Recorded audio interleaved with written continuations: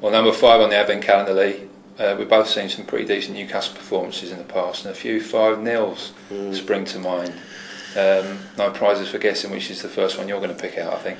Well, it's got to be Man United. You know, we had such a great we had such a great rivalry going with Man United in the mid-90s, Fergie v Keegan and all that sort of thing. And I remember coming out the Charity Shield, getting absolutely soaking wet at Wembley after a 4-0 thrashing, and that really stayed with a lot of people, and I think it stayed with the players as well. They felt a little bit humiliated, and they wanted to go out and get revenge against Man United, and especially after all the hype of Shearer's arrival. Exactly.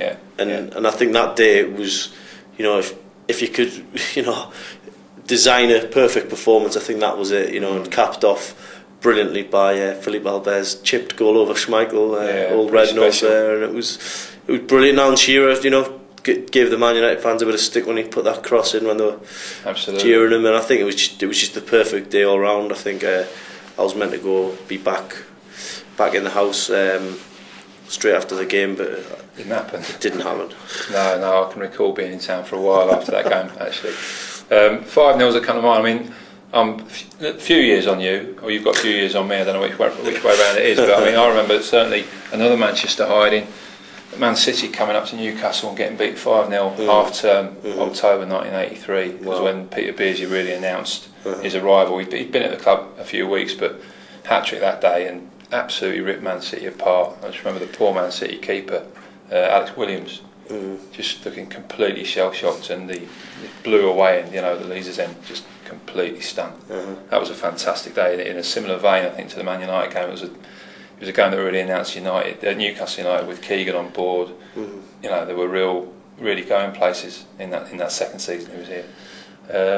Other 5-0s that I remember, Bristol City in the 92-93 promotion season, which again just epitomised everything that was great about Newcastle during that fantastic winning start to the season. Absolutely rampant.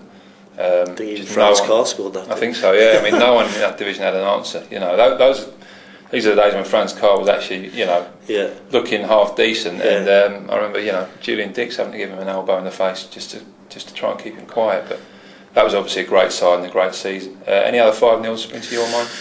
Well, I think the 5-0 thrashing of Royal Antwerp away from home, 1994. I think Newcastle hadn't been on Europe for a couple of decades. I think it was. Robert Lee, hat-trick of headers, no less, and I think that just not only stunned people in this country, but I think it stunned the rest of Europe, and it was just such a shame that because of naivety that the team went out in the next round. Giving 2 away goals away against Bilbao, giving away goals away, having been 3-0 up and cruising. Right. Sorry, it was 3-0 home, 3-2, and they pulled the 2 back on the night, obviously, while the Mexican wave was going round St James's, and then won 1-0 over in northern Spain, and it was a shame that team went out because they were just such a good attacking side that could have gone a long way.